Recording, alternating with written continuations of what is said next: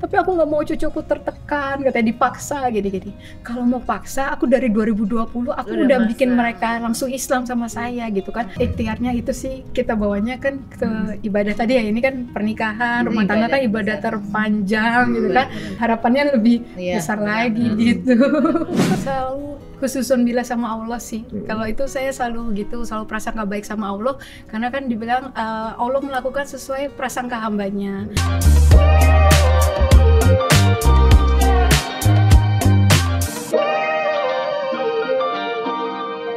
Ini menarik Nena, setelah umroh, sebelum kita nanti akhirnya rencana berangkat umroh, gimana sampai ketemu sama Mas Muhammad? Suami, Mas Muhammad.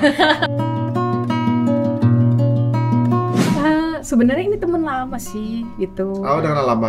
Udah kenal lama. Jadi saya kan tugas di DKI ya, Pemprov DKI, beliau juga di DKI, tapi saya di Dinas Kesehatan, beliau di Citata, bagian pengawasan bangunan gitu-gitu. Karena beliau arsitek kan, latar belakang kesehatan itu latar belakang pendidikannya gitu. Jadinya ada satu grup gitu di Pemprov DKI Jakarta Runners. Jadi isinya yang suka lari. Beliau masuk duluan tuh kalau nggak salah 2018, saya baru 2019 masuknya gitu. Tapi ya sepanjang olahraga kan ya olahraga doang yang dibahas gitu ya, nggak pernah bahas lain gitu. Bahkan nggak tahu kalau beliau duda juga nggak tahu gitu. Terus beliau tuh kayak diem gitu orangnya, jadinya ya nggak berani juga mau negor duluan juga kan nggak berani kayak gitu. Terus karena beliau istrinya sudah meninggal dari 2018 itu. Udah lama gitu, tahu gitu beliau mau lagi dikenal-kenalin sama orang gitu kan, suka dikenal-kenalin. Terus habis itu tahu juga beliau nyarinya sebenarnya yang nggak punya anak atau yang nggak bisa punya anak gitu kan. Terus malah saya jadi mikir, wah aman kan saya punya anak, jadi nggak masuk hitungan, nggak masuk hitungan. Jadi ya teman-teman aja, deket-deket aja kalau lagi ada acara kayak gitu-gitu. Jadi nggak kepikiran sama sekali sebenarnya. Berarti saling kenal, maksudnya udah bersapa, kenal, iya. Udah kayak teman aja berarti. Ya ada satu grup lah, ada satu grupnya kan yang Pemprov DKI itu gitu. Cuman ya hanya sebatas kalau ada acara, udah urusan lah gitu. Baru gitu. Terakhir kemarin kan sempat diundang Desungkar. Bulan Januari Desungkar itu saya juga nggak sadar sih pakai cincin tuh sebelah kanan, cincin biasa, cincin sendiri gitu. Nah beliau udah lama nggak komunikasi lama, tiba-tiba ya itu WA bilang katanya, saya lihat di Desungkar itu apa, kamu udah ada cincin ya di jari manis, sudah nikah ya katanya gitu kan. Mancing ya. Mancing banget, semoga sama ya gitu kan. Gitu. Enggak, itu cincin sendiri, cuman di kiri itu lagi longgar, jadi saya pindahin ke kanan kan lebih gendut, jadi lebih nyangkut gitu. Oh gitu, alhamdulillah. Jadi gitu, kalau belum nikah gitu kan, bisa nggak silaturahim ketemu gitu kan. Terus nggak bisa, saya anak-anak ada glamping gitu kan, hari Sabtu Minggu ya glamping gitu. Kalau nggak salah baru ketemu hari Seninnya apa kalau nggak salah itu ngajak mama ketemu sama mama, tapi ngajak makan sama mama bilang udah makan gitu, kata mama saya nggak usah, kalian aja gitu. Nah makan saya pikir juga kayak biasa aja gitu. Terus saya malah cerita saya lagi ta'aruf nih sama ada orang gitu, saya sebut-sebut gitu. Karena emang sekasual itu juga sama dia gitu ya. Kan dia ada naik karena udah lama nggak ini kan. Terus gimana kan ya, enggak ini lagi ada terakhir tuh dikenalin sama ini apa, ada bos gitu kan, kenalin sama ini, mau lihat fotonya nggak, saya bilang gitu. Oh iya gitu. Terus habis itu oh iya gitu. Terus terakhir dia ngomong gitu, baru dia ngomong, aku kan kayak udah pernah ketemu sosok seperti kamu katanya gitu, tapi aku kok malah deket, dikenalinnya sama orang yang standarnya beda sama kamu, kenapa aku nggak sama kamu aja ya, katanya gitu. Aduh. Terus saya bilang, tapi sama kamu kan belum ada tanggalnya, saya bilang gitu. Kalau ini udah ada plan A, plan B, plan C gitu kan. Kan urusan saya tuh ribet banyak. Saya tuh tiap taruh selalu bilang, PR saya masih banyak banget, anak saya gini, orang keluarga saya begini kan. Dikasih tahu semua gitu ya. Pokoknya yang terburuknya saya selalu kasih case terburuknya gitu. Terus saya bilang, sama kamu juga nggak ada tanggal. Ya udah sebelum Ramadan aja. Nggak bisa, saya tanggal 12 tuh udah dibikinin paket umroh gitu kan sama travel kan, terus ke Dubai gitu 11 hari. Saya bilang gitu. Ya udah sebelum umroh katanya gitu kan. saya langsung berhenti makan. Tadinya lagi makan, saya taruh sendoknya, kayaknya serius. Terus taunya beliau tuh orangnya kayak lucu gitu-gitu aja, tiba-tiba kayak nahan air mata ya, gini-gini ke atas-atas terus gitu, serius gitu mukanya. Saya yang ketawa-ketawa gitu, tapi dianya kayak serius, terus matanya kayak nahan air mata gitu ke atas terus gitu. Terus berarti tinggal tanggal 3, tanggal 10 ya katanya, hari Jumat. Dia bilang gitu. Karena saya bilang tadi, sama kamu gak ada tanggalnya gitu. Terus berarti hari Jumat tanggal 3, tanggal 10. Ini beneran ya? Saya bilang gitu. Gitu. Iya beneran, kata dia gitu. Ya, nah, besok aku nyari ke masjid ya yang boleh, katanya gitu. Terus pulang langsung ngomong, nanti kalau ada mama, aku langsung ngomong ya ke mama gitu. Aduh, ya udah coba aja, saya pikir gitu ya, kalau emang mama boleh gitu kan. Ada ngomong kali sama mama berapa kali, 5 kali nanya kali, boleh nggak Oma, jadinya boleh nggak Oma, 5 kali nggak dijawab-jawab sama si Oma, dibawa lagi ngomong apa sampai akhirnya terakhir mama, ya udah gitu. Oh ya langsung hari itu langsung. Itu ngobrol itu tanggal berapa? Itu mungkin di awal ke pertengahan Februari. Karena saya ada kumpul keluarga berdua itu 11 Februari, Mas. Saya ingatnya 11 Februari, itu hari Sabtu. Hari Kamisnya saya baru ketemu sama keluarga internal, adik-adik, ipar gitu, mama gitu kan. Terus hari Jumat baru ngomong ke anak-anak. Jadi itu emang waktu di itu cepet banget, sampai ya akad kemarin tanggal 3 berarti nggak nyampe sebulan. Gitu. Tapi prosesnya gimana? Tambah lagi kan anak-anak udah di awal kan udah bilang pokoknya kita nggak mau ada stranger di situ. Dia kan kayak udah menggarisbawahi bahwa udah mama mendingan sendiri aja, mendingan sama mereka aja gitu kan. Nah, ini memperkenalkan bahwa akan ada imam baru yang which is itu akan jadi bapaknya mereka juga gitu, itu gimana? Iya, itu saya makanya dari yang dia ngomong ke mama aja saya udah ya ampun ini kok serius ya, kok ini beneran ya gitu kan. Gimana ya ini nanti ke adik-adik gitu kan. Satu yang saya khawatirkan kan soal agama, siapa tahu diizinkan tapi nanti anak-anak harus tetap gimana gitu kan. Terus alhamdulillah tiba-tiba ya itu keluarga bisa berkata bahwa ya legowo untuk anak-anak akhirnya nanti bisa ikut sama saya gitu. Yang saya pikir kayaknya itu yang paling sulit kan, mungkin ya udah kamu boleh nikah tapi anak-anak tetap ini gitu. Sampai adik ipar saya bisa bilang ke mama gitu, Ma, Kak Ica tuh yang kasihan loh, dia sendirian loh sebenarnya gitu. Kita harus legowo kalau anak-anak ikut Kak Ica gitu. Saya juga waktu itu bilang gitu, ya kayak adik-adik saya kan pasti pengen anak-anaknya juga seiman kan, begitu juga saya. Terus mama sempat bilang, tapi aku nggak mau cucuku tertekan, katanya dipaksa gini-gini. Kalau mau paksa, aku dari 2020 aku udah bikin mereka langsung Islam sama saya gitu kan. Tapi kan ini 3 tahun berjalan kan gitu, bukan waktu yang sebentar ya gitu kan. Aku nggak paksain kok, aku bilang gitu. Ini juga nanti sama beliau juga nggak akan langsung kalau nggak sholat langsung diapain misalnya gitu kan, juga enggak gitu kan gitu. Alhamdulillah itu. Terus besoknya, besok ketemu sama keluarga, belum ngomong sama anak-anak gitu kan. Pada Isya tuh saya sholat, terus habis saya kumpulin anak-anak tuh gitu. Mama ngomong gitu kan, ada yang propose mami, aku bilang gitu. Dia pengen make me happy, make you happy, aku bilang gitu. Cuman sederhana gitu aja. Terus habis itu, boleh nggak? Aku bilang gitu. Siapa mami gitu kan. Terus aku belum jelasin nyebut nama. Nah, iya ada teman aku, anaknya tuh. Iya, mau 7 sibling. Kayak gitu. Terus aku kan kaget, kok happy?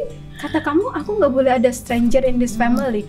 No, it's not stranger, mami, it's your friend, kata dia gitu. Terus mama saya kan mungkin denger heboh-heboh gitu, buka pintu kan. Kenapa? Aku udah ngomong mah. Terus nggak apa-apa, aku bilang aku langsung pelukan gitu. Aduh langsung lega banget. Yang sama adik-adik aja udah alhamdulillah gitu kan. Yang kayak kita mikir ribet-ribet banget gitu kan ya. Ternyata ya memang harus selalu husnuzon billah sama Allah tuh bener banget ya gitu kan. Ternyata mungkin yang kita khawatirkan nggak pernah terjadi, malah yang kita harapkan terjadi dengan gitu aja gitu kan. Kadang kita udah mikir nggak jadi deh, nanti gini gitu. Ternyata suruh ngelangkah dulu gitu kan. Masya Allah. Ya kan yang punya kemampuan untuk berubah hati-hati itu aja Allah, iya. Besoknya ketemu keluarga udah yang langsung akur banget, ngeblend banget gitu. Padahal baru pertama ketemu kan sama keluarga kakak-kakaknya suami gitu kan. Suami itu 8 bersaudara, orang Padang. Nah ini kakak-kakak perempuan 2 laki ya gitu. Terus anak-anak sama anaknya ini gimana? Iya juga sama ya. Juga. Alhamdulillah kan ada 2 pasang yang umurnya sama. Umur 11 tuh sama, umur 5 sama. Jadi mereka tuh udah langsung banget abis akad itu pagi, siang itu kami langsung ke Jogja, nginep di hotel, baru di hotel doang. Gitu. Honeymoon tapi rame-rame. Oh gitu ya, bertujuh langsung. Ya. Itu juga kita maksudnya cek ombak ya, cek ombak. Alhamdulillah nggak ada yang nangis, nggak ada yang berantem kan, nggak ada yang sakit, itu udah alhamdulillah banget gitu kan, lancar gitu Mbak sampai terakhir, nggak bawa Mbak kan, saya nggak bawa Mbak gitu, tapi mereka ini kompak banget. Terus sempet kan, mami mau tidur sama kamu yang paling kecil kan, sorry ya ini lagi parents sama parents, cewek sama cewek. Parents lagi ada meeting penting. Seru banget ya gitu, ya alhamdulillah gitu, bisa ngeblend gitu sih, yang kita nggak ngira ya, pikir kan masih nanti bertahap, kita udah mikir yang resiko-resikonya, nanti kalaupun belum ini nggak apa-apa ya, iya nggak apa-apa, maksudnya kita kan pelan-pelan ya gini-gini gitu. Oh tapi memang dari awal itu semua udah dibicarain ya, maksudnya dari suami bawa 4 gitu ya, dari dokter juga bawa 3 sampai gitu. Keuangan, harta itu kan dibahas di awal semua. Iya, karena kan ya beliau kan mungkin punya pengalaman juga gitu-gitu, sempat sih, maksudnya kan kita pokoknya semua selesaikan dengan hukum Islam kayak gitu-gitu gitu. Itu ya, kalau misalnya udah tahu ilmunya udah enak gitu ya. Jadi apa balik ke situ lagi gitu kan, nanti saya ini acuannya sama gitu ya. Panutannya. Masya Allah, pas belajar gitu ya. Ini menarik ya, jadi sekarang lagi bahagia banget tuh ya. Pernah nggak sebahagia ini sebelumnya? Apa ya? Ini ekstranya karena itu ya, tadi udah ada dalam iman Islam itu sih yang bikin beda gitu kan. Mungkin sama-sama menikah lagi, itunya mungkin mirip ya, maksudnya udah ada pasangan gitu kan, tapi ya itu tadi jadi dibawanya semua ke ibadah gitu kan. Jadi saya tuh sering ngeliat di Instagram beliau tuh kurikulumnya itu anaknya tuh suruh ngafalin Quran, maghrib mengaji gitu-gitu, yang gitu-gitu. Jadi aduh, waktu dulu ya berpikir ih keren banget, tapi dulu nggak tahu kalau beliau tuh udah ternyata nggak ada istrinya. Saya pikir hebat banget istrinya bisa, ternyata nggak ada istrinya, dan nggak nyangka dia imamku selanjutnya gitu ya. Iya, maksudnya kita kan, waduh enak banget itu kedengeran sama Allah kali ya. Beliau termasuk waktu umroh itu, beliau nitip doa kan, teman-teman pada nitip doa tuh, saya sampai bawa 1 notos tuh sampai penuh titipan doa orang-orang kan, saya salin kan yang di WA tuh, saya talin di buku, takutnya pakai WA HP kan nggak ini. Termasuk beliau sebenarnya minta ibu sambung terbaik buat anak-anak. Tapi beliau sebenarnya lagi deket sama orang lain, mungkin lagi ta'aruf juga dengan orang-orang lain. Memang lagi sama orang-orang lain sih sama, gitu. Iya. Itu dia ya. Aduh, kalau jodoh tuh nggak kemana, Allah tuh punya rencana yang paling indah. Apa ada kejutan nggak? Misalnya beliau kan pasti ketahuinya cuma dari luar awalnya gitu. Ketika mengenal beliau sebagai istri, ada hal baru yang menarik. Menarik apa ya? Kemarin itu pertama kali saya ke rumahnya untuk ya masuk kamar tidur gitu kan. Terus ya udah ditunjukin kan. Ternyata rapi banget gitu ya, udah ada space-nya gitu ya. Ini tas kamu taruh di mana? Di sini aja. Jangan, itu udah tempat ini. Ini kamu di sini aja ya. Udah buku kamu di sini aja ya. Ya buku saya banyak. Enggak, segini aja. Lainnya kasih orang aja. Gak mau banyak barang. Ya kecil banget. Rak bukunya kecil banget gitu kan. Ya udah kayak nggak tega gitu kan. Saya dikasih rak tambah 2 lagi. Jadi tapi kecil-kecil juga. Terus masuk kamar mandi. Ini sabun buat mandi pagi, ini buat mandi malam, ini buat habis olahraga. Ada 3 sabun. Itu kalau saya, kata dia gitu. Saya aja yang perempuan mandinya kayak satu jenis aja sabunnya. Gitu ada 3 sabun mandi malam mau olahraga beda-beda. Dan itu dia karena dia katanya dia pelupa, jadi barangnya kalau udah di situ lagi. Jadi ini space ini space ini gitu. Nah, kalau anak-anak dari beliau gimana? Lebih gampang anak beliau, karena kan kalau saya kalau taruh sama orang, saya belum pernah kenalin ke keluarga saya. Biasanya saya masuk ke keluarganya yang laki dulu, mereka bisa terima saya. Pas setiap ngomong ke mama, sering mentoknya di mama. Terus saya lanjutin ke anak-anak. Nggak ada yang saya lanjutin ke anak-anak. Jadi nggak pernah gitu ya? Kalau beliau kebalikannya, karena tadi nyarinya kan udah ibu sambung. Jadi selalu langsung dikenalin ke anak-anak kan. Kira-kira terus orang tua beliau udah nggak ada. Jadi langsung kenalinnya ke anak-anak. Jadi anak-anaknya tuh kayak udah kenal ibu ini, bunda ini, umi ini. Malah kayak ya udah yang Abi happy aja. Oh, udah ada terserah deh gitu iya, ya. jadi saya masuknya ke sana malah lebih gampang sih gitu. Kalau anak-anak dengan ayahnya ayahnya gimana? Nah, masuknya dari itu kan anak-anak mulai preteen tuh ya, pengen kamar sendiri gitu-gitu. Masuknya dari itu. Nanti kamu udah disiapin kamar di sana, kamu boleh desain sendiri, nanti Abi yang wujudkan desainnya. Masuknya dari hal yang mereka gitu suka sih. gitu ya, bener-bener. Terus nanti ya kalau tadi kan kemarin aku kan waktu bilang boleh nggak mami nikah lagi, kan dibilang nggak boleh. Ya udah, tapi kalau nggak boleh berarti nggak apa-apa ya, kita nggak bisa keluar negeri gitu kan. Aku kan single parent, aku nggak punya uang banyak, aku bilang gitu. Gitu. Nggak apa-apa, nggak usah keluar negeri, nggak apa-apa kata dia gitu kan. Asal karena tadi nggak boleh stranger kan, nggak boleh minta barang mahal-mahal, aku bilang gitu. Aku nggak ada uangnya, aku bilang gitu. Iya nggak apa-apa mami, it's okay, it's fine gitu. Pas ini ya nanti berarti udah bisa keluar negeri ya. Iming-imingnya. Tapi nggak tahu ya, doa kita kan insya Allah ya dijabah ya Allah. Iya gitu sih, kemarin tuh kayak gitu. Sebenarnya udah sempat menatanya gitu. Ini rasanya kayak lagi kita dengerin indahnya jatuh cinta gitu ya. Walaupun ini bukan yang pertama, tapi rasa keseruannya seru banget ya, maksudnya. Tetap berasa ya. Ta'aruf anak dengan orang tua dengan anak, bagaimana menyambungkan dua keluarga gitu ya ibaratnya. Kalau dulu aja kan mungkin cuma kita berdua aja kan, laki-lakinya sama perempuannya, paling keluarga orang tua apa segala macam. Kok ini kan anak-anak gitu ya, sosok yang udah deket banget sama kita, dan kadang mereka bisa terima atau enggak tuh itu punya peranan penting banget gitu. Sekali mereka bilang enggak aja, pasti kita kepikiran juga, aduh nggak mungkin mau ngejalanin, anak-anak nggak setuju apa. Ini lebih berat sebenarnya, tapi ketika semua berjalan dengan mulus gitu ya, dengan indah, otomatis bahagianya juga beda gitu pastinya. Jadi pas traveling seru banget nih kayaknya. Seru banget. Bener. Jadi anakku kan doa masih begini kan, di depannya suami gitu kan, terus suamiku gini. Kok doanya masih gini. Terus ya udah, terus pas lagi di bandara dia duduk sebelahnya anakku kan yang kecil kan, ayo mau take off kan, zikir dulu gitu kan. Dia bingung zikir gitu, astagfirullahaladzim aja katanya gitu kan. Terus anak tangannya kan begini kan, gini tangannya gitu.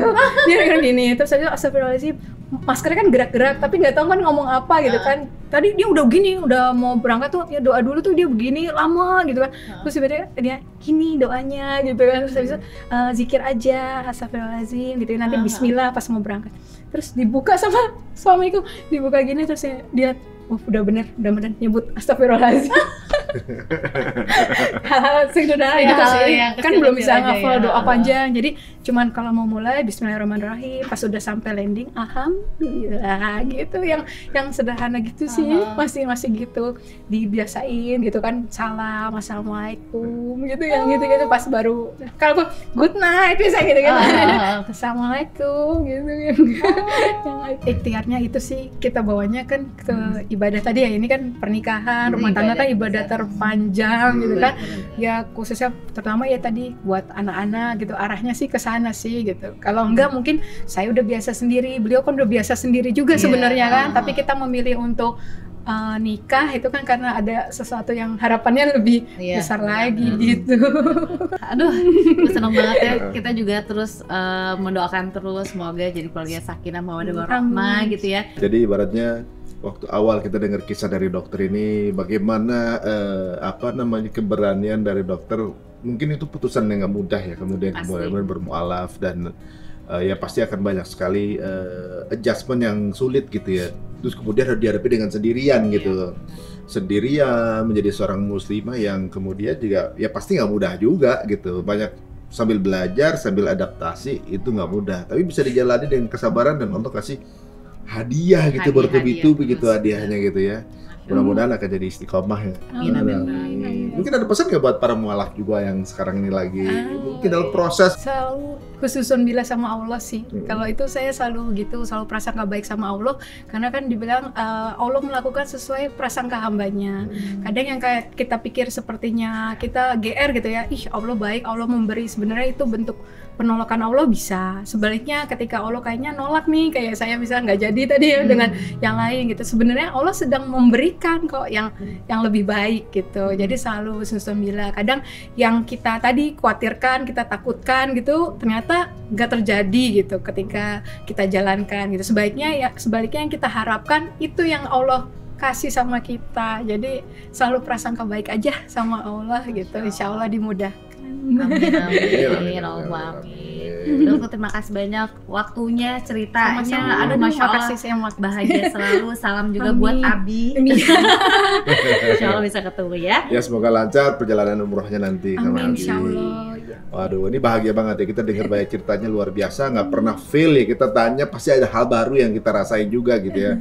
Dari umroh, kemudian proses bertemunya keluarga, ini menarik banget. Banyak banget cerita menarik ya. Oke, buat teman-teman semua yang rasa ini bisa di-share, langsung monggo aja share ke sosial media teman-teman semua. Jangan lupa subscribe, dan pastinya kita akan undang lagi siapakah cerita inspiratif yang akan ada di sini bersama kita juga ya. Kita pamit, mohon maaf kalau ada salah-salah kata. Wassalamualaikum warahmatullahi wabarakatuh.